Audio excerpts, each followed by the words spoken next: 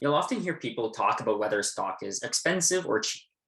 While some might be referring to the actual dollar value of the stock, which is the wrong way of looking at it, most people are usually referring to its trading multiples, one of which is the PE ratio.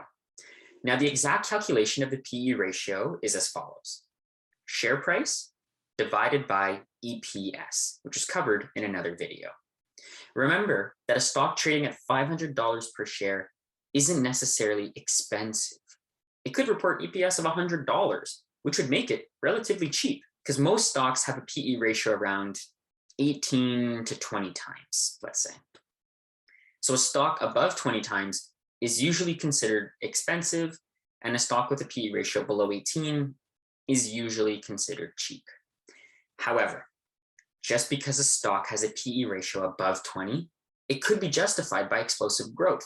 So, for example, let's say you have a stock and its PE ratio is 30 times, but next year it plans on doubling its EPS.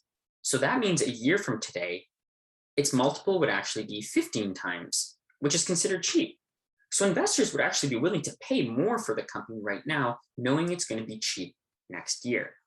So on the flip side, a stock could have a PE ratio of, let's say, 10 times, but not be considered cheap because the company might have declining sales for the next couple of years, meaning that its PE ratio might continue to go down.